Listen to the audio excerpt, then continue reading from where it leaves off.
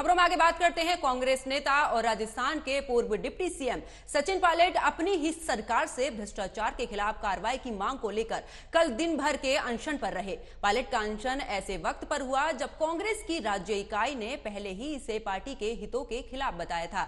इतना ही नहीं, हाईकमान ने भी इसके खिलाफ अपना कड़ा संदेश पहुंचा दिया था कि पायलट को अशोक गहलोत के साथ मुद्दों को आंतरिक रूप से हल करना चाहिए। लेकिन इस अनशन के बाद एक सुगबुगाहट तेज हो गई कि क्या सचिन पायलट नई राह पकड़ने वाले हैं। इन्हीं सब के बीच कांग्रेस के वरिष्ठ नेता सचिन पायलट दिल्ली पहुंच गए हैं। माना जा रहा है कि वो राजस्थान कांग्रेस प्रभारी सुखजिंदर सिंह रंधावा और उसी के साथ में वरिष्ठ नेताओं से भी इस दौरान मुलाकात कर सकते हैं।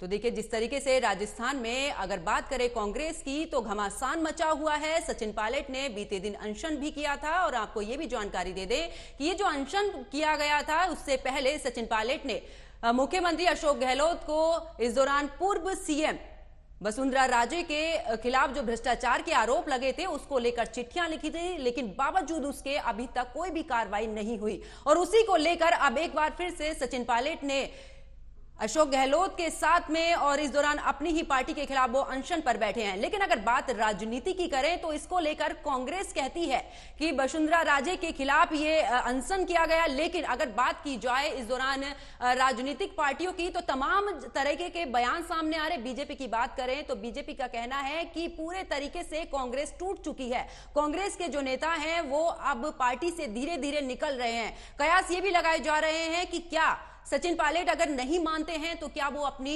अलग से पार्टी बनाएंगे, क्योंकि कई हमने कांग्रेस के नेताओं को देखा है जिसमें से गुलाम नबी आजाद भी थे जिन्होंने अपनी पार्टी अलग बनाई। तो क्या अब इसी राह पर सचिन पायलट भी आगे बढ़ेंगे? अगर सचिन पायलट इसमें आगे बढ़ते हैं तो राजस्थान में जिस तरीके से अगले 6 या 7 महीने में विधानसभा चुनाव होने हैं उसको लेकर एक बड़ी सुगबुगाहट होती नजर आ रही है। अगर सचिन पायलट कांग्रेस से अलग होते हैं तो कांग्रेस के लिए फिर से सरकार बनाना राजस्थान में कहीं ना कहीं एक बड़ी चुनौती बन जाएगा, क्योंकि जिस तरीके से राजस्थान में इस समय पर कांग्रेस का दबदबा है तो इसको लेकर तमाम तरीके के सवाल खड़े होते हैं।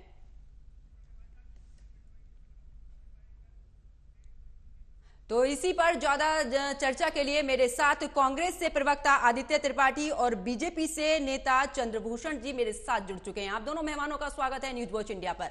सबसे पहला सवाल तो मैं कांग्रेस के पास ही चलूंगी। आदित्य जी, जिस तरीके से कल अनशन हुआ, आज दिल्ली का रुख कर लिया है सचिन पायलट ने, क्या लगता है क्या सुलह हो सकती है? देखिए, जिस तरह से अनशन पर बैठे, पार्टी ने मना भी किया था सचिन पायलट जी को अनशन देने से, क्योंकि उन्होंने जो आरोप लगाए हैं चाहे वो वसुंधरा राजे जी पर हो कि उनके ऊपर कोई कार्रवाई नहीं हो रही है, तो उसके लिए अलग से एक कमेटी राजस्थान सरकार ने गठन किया है जो जीरो टॉलरेंस पर काम करते हुए और उस सब कार्रवाई को देख रहा है।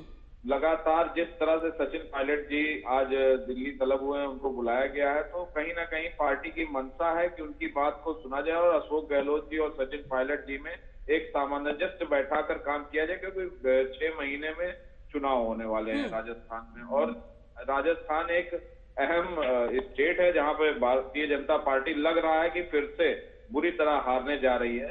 तो ये कांग्रेस कोई ऐसा निर्णय नहीं लेना चाहती जिससे पार्टी को नुकसान हो, और आपस में नेताओं को सामंजस्य बैठाकर हम वापस पार्टी के लिए काम करेंगे। और लेकिन आदित्य जी, सवाल तो यही खड़ा होता है कि कांग्रेस में जिस तरीके से देखा जाए अनशन किया जा रहा है, आपको नहीं लगता कि कांग्रेस में अब जो पार्टी है वो धीरे धीरे अब बिखरती जा रही है? कहीं इसका फायदा बीजेपी ना उठा ले? देखिए, जहां 10 लोग रहते हैं तो कहीं ना कहीं मनभेद हो जाता है। तो ये गहलोत जी और सचिन पायलट जी के बीच में जो भी दरारें आई हैं, ये जो भी चीज को लेकर है उसको समझा के सुलह करवा के काम आगे बढ़ेगा और राजस्थान में पुनः कांग्रेस की सरकार आएगी, क्योंकि सरकार रहेगी तो ही काम हो सकता है। लेकिन अगर नहीं मानते हैं सचिन पायलट, सरकार त्रिपाठी जी, अगर नहीं मानते हैं सचिन पायलट तो क्या करेंगे? देखिए, शीर्ष नेतृत्व जो भी निर्णय लेगा, अगर अनुशासनहीनता वो करे तो अनुशासनहीनतात्मक कार्रवाई होगी और पार्टी आगे। हम सचिन पायलट के चेहरे पे चुनाव नहीं लड़ रहे, हम अशोक गहलोत के चेहरे पे चुनाव नहीं लड़ रहे हैं। वहां पर हमने जनता के लिए काम किया है, अशोक गहलोत जी की सरकार ने जनता के लिए काम किया, उन मुद्दों को लेकर चुनाव में जा रहे हैं।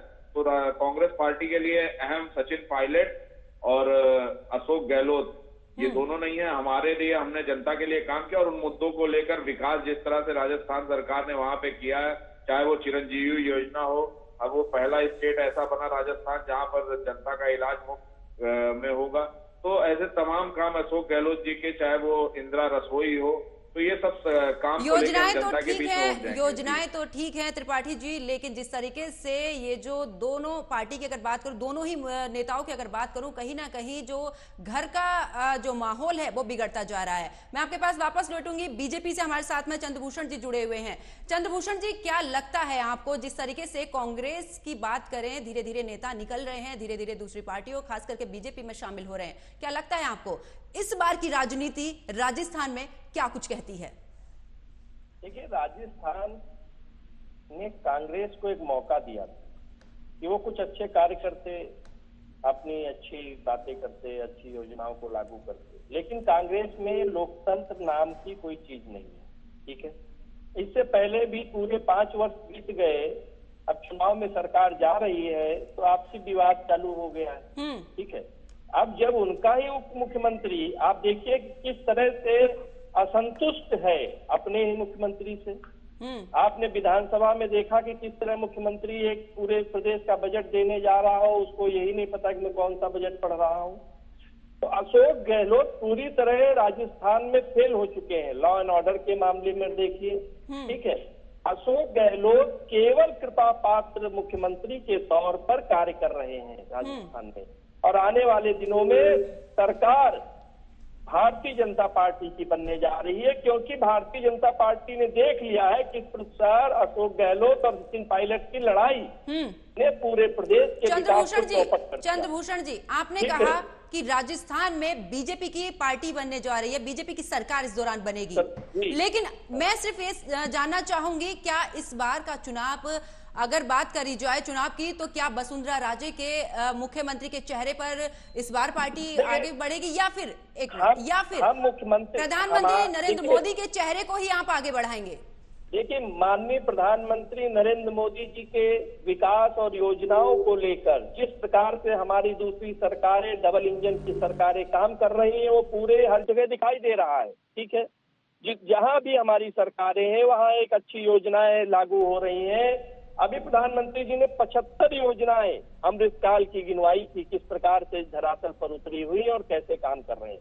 इस सरकार को एक मौका मिला था कि लेकिन सरकार तो आपस में लड़ाई कर रही थी कुछ पूरे 5 वर्ष, और जब चुनाव जाने की तरफ आया है तो भी लड़ाई ही कर रही है। तो जनता तो जान गई है कि इनके हाथ में कुछ भी नहीं है। ठीक है, न इनका मुख्यमंत्री काबिल है, न उप मुख्यमंत्री काबिल है, आए दिन वही झगड़े होते रहते हैं। तो सरकार ने पूरा मन बना लिया है कि आने वाले दिनों में माननीय नरेंद्र मोदी जी के विकास के कार्यों को लेकर, उनकी योजनाओं को लेकर, यानी कि चंद्रभूषण जी, साफ तौर पर देखा जाए तो इस बार वसुंधरा राजे को इस बार एक मुख्य चेहरा नहीं बल्कि पीएम मोदी के चेहरे पर ही इस बार चुनाव की तैयारी। देखिए, क्योंकि भ्रष्टाचार का आरोप लगा है। होता है हर कार्यकर्ता कमल के निशान के लिए, कोई हमारे यहाँ कार्यकर्ता मुख्यमंत्री बनने के लिए नहीं लड़ाई करता है।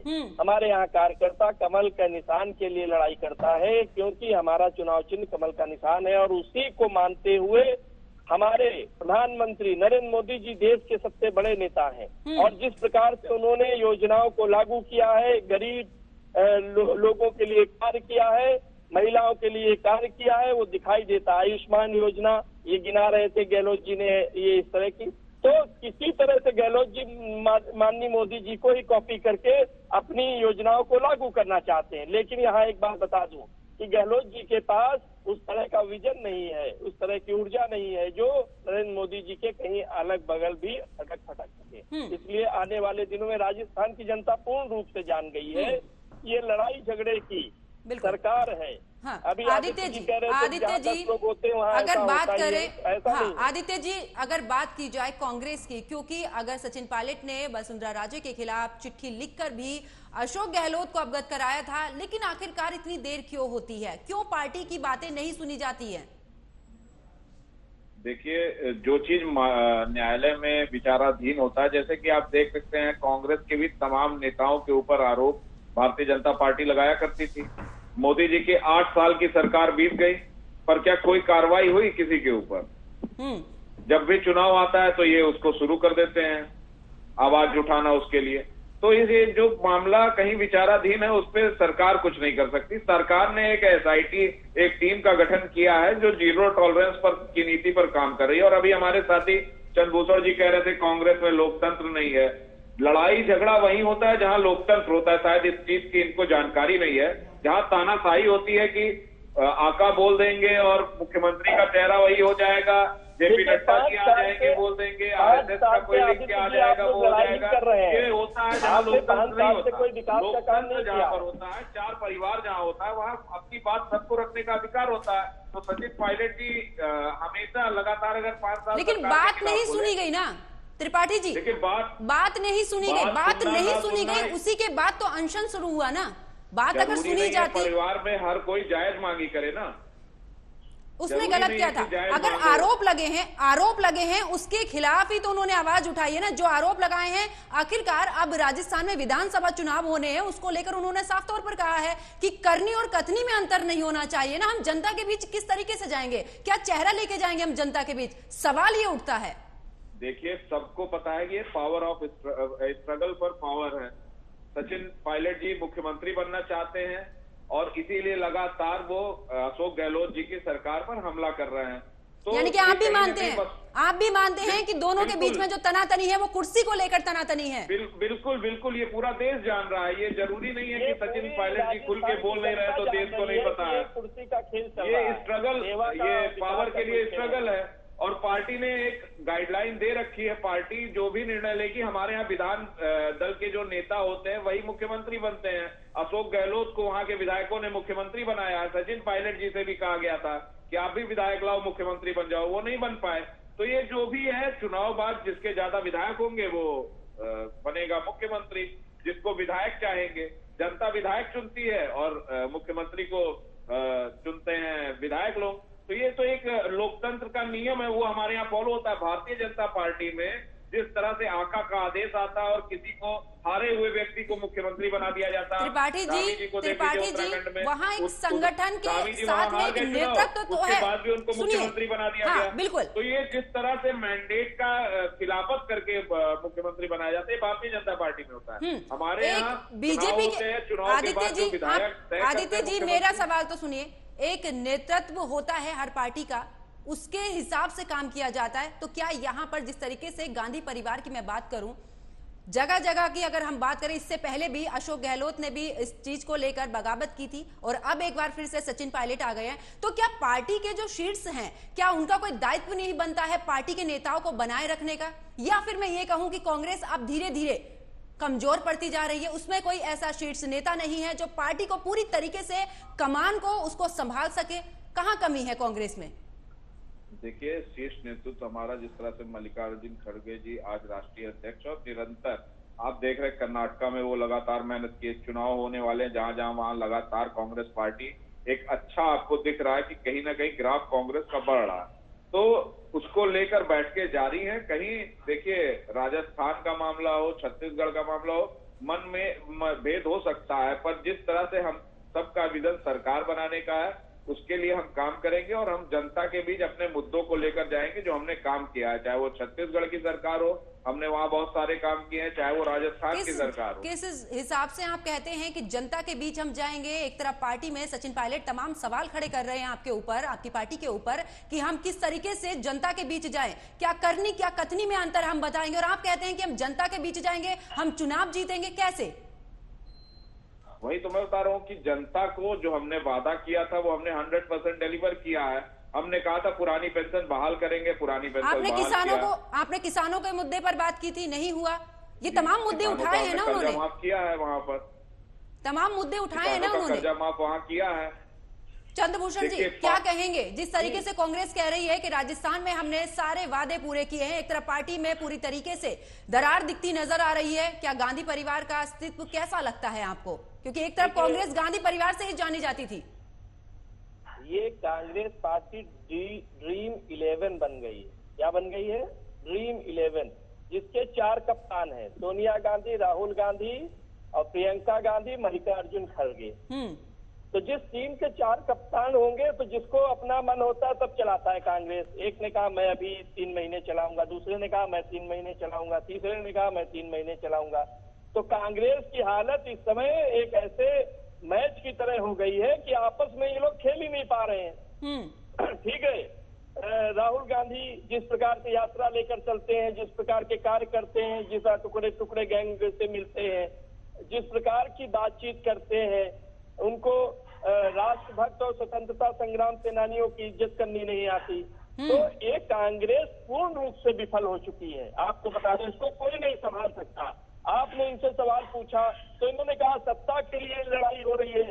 अरे विकास के लिए लड़ाई की जाती है, सत्ता पाने के लिए लड़ाई नहीं की जाती। लेकिन कांग्रेस ने हमेशा सत्ता कैसे भी प्राप्त की हो, सत्ता केवल प्राप्त करने के लिए काम किया है। हमारे यहाँ सत्ता प्राप्त करने के लिए नहीं, जनता के विकास के लिए कार्य करने के लिए सत्ता प्राप्त की जाती है, सरकार बनाई जाती है। लेकिन यहाँ क्या लड़ाई, इन्होंने खुद स्वीकार किया कि हमारे यहाँ लड़ाई चल रही है। तो जो लड़ाई चल रही है इसको जनता उठाकर फेंक देगी, इन दोनों लोगों को राजस्थान से बाहर निकाल के फेंक देगी। और कांग्रेस का हाल मुझसे क्या पूछ रहे हैं, इन्होंने सब कुछ बता दिया कि किस तरह कांग्रेस में है। कोई लोकतंत्र नहीं है। कोई आदमी सोनिया के पास, जी के पास पहुंचा तो सोनिया का करीबी, चंद्रभूषण जी, तो आपने कांग्रेस पर तो आरोप लगाया, लेकिन कहीं ना कहीं अगर बात मैं बीजेपी की करूं तो वसुंधरा राजे और इसी के साथ में सतीश पूनिया के बीच की दरारें भी तो जनता ने देखी हैं। देखिए, हमने अपना अभी सीपी जोशी जी को अध्यक्ष बनाया, ठीक है, सब सम्मत से, सबके स्वीकार करते हुए। हमारे पार्टी का लोकतंत्र बहुत ही सुंदर रूप से कार्य करता है। मैंने पहले कहा कि हमारे यहाँ कार्यकर्ता काम करता है और भारतीय जनता पार्टी का कार्यकर्ता ही सर्वोपरि होता है और उसी के अनुसार पार्टी चलती है। हमारे यहाँ किसी परिवार की पार्टी नहीं चलती, हम परिवारवादी लोग नहीं हैं। हमारे यहाँ कोई स्वयंभू नहीं होता, ठीक है। हमारे यहाँ कार्यकर्ता ही सर्वोपरि होता है और कार्यकर्ता के दिए हुए वोट के बल पर हम सरकार बनाते हैं और कार्यकर्ता ही हमारा मुख्यमंत्री बनता है। तो आने वाले दिनों में आप देखेंगे कि राजस्थान में जब हमारा मुख्यमंत्री बनेगा तो एक कार्यकर्ता मुख्यमंत्री बनेगा और वो भारतीय जनता पार्टी किसी परिवार के पीछे भागने वाली पार्टी नहीं है, मैं आपको बता दूं। आदित्य जी क्या कहेंगे, बीजेपी का साफ तौर पर आप पर आरोप है कि हम सत्ता के लिए जनता के बीच जाते हैं। अगर बात करें कुर्सी के लिए लड़ाई हमारे बीच नहीं होती, कुर्सी के लिए लड़ाई होती है तो वो घर की बात घर के अंदर रहती है। कांग्रेस में ऐसा क्या है जो घर की बात सड़क पर आ जाती है? देखिए, अभी हमारे साथी ने बोला लोकतंत्र पे कांग्रेस पे बड़ा हमला किया है। ये मैं इनसे पूछना चाहूंगा, जेपी अड्डा जी को नियुक्त किया गया कि कोई चुनाव हुआ था? इनके यहाँ कैसा लोकतंत्र है कि इनके यहाँ चुनाव नहीं होता? आज तक चुनाव नहीं हुए कभी राष्ट्रीय अध्यक्ष को चयन करने के लिए। हमारे यहाँ मल्लिकार्जुन खड़गे जी चुनाव जीत कर आए हैं। तो लोकतंत्र वो पार्टी ना बताए जिसके यहाँ कोई लोकतंत्र का कोई पैमाना नहीं है। आका जो बोल देते हैं वो मान लिया जाता है।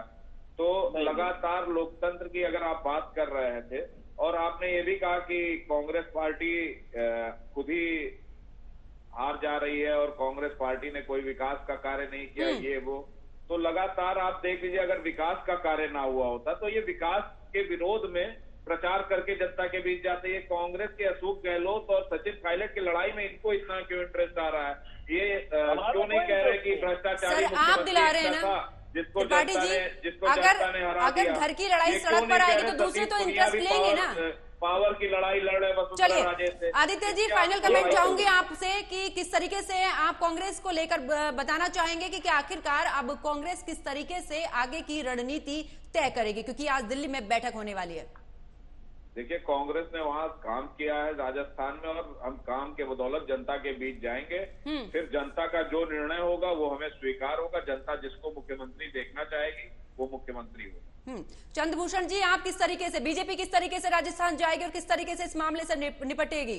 देखिए, हम विकास की बात करते हुए प्रधानमंत्री नरेंद्र मोदी जी के ऊर्जावान विचारों को और उनकी सोच को आगे ले जाते हुए सबके विकास और सबके साथ सबके विश्वास की बात और सबके प्रयास की बात करते हुए हम राजस्थान में सरकार बनाएंगे। चलिए, बहुत बहुत शुक्रिया। आप दोनों मेहमान मेरे साथ जुड़े, कांग्रेस प्रवक्ता आदित्य त्रिपाठी और बीजेपी नेता चंद्रभूषण हमारे साथ जुड़े थे इस चर्चा में। आप दोनों का बहुत बहुत शुक्रिया। तो देखिए, जिस तरीके से राजस्थान की अगर बात करें, राजस्थान की कांग्रेस सरकार में जिस तरीके की तनातनी है इस समय पर, वो सबके सामने जाहिर है। अब इस समय पर सचिन पायलट को दिल्ली बुलाया गया है। अब देखने वाली बात यह होगी कि कांग्रेस के आला कमान इसको लेकर क्या फैसला लेते हैं। क्या इस बार बाकी नेताओं की तरह सचिन पायलट भी क्या अब कांग्रेस के खेमे से अलग हो जाएंगे? क्या वो अपनी अलग पार्टी बनाएंगे? ये तमाम सवाल है जिसका जवाब शायद अब आने वाले वक्त में ही पता चलेगा। तो मेरे साथ फिलहाल इतना ही। आप देखते रहिए न्यूज़ वॉच इंडिया। नमस्कार।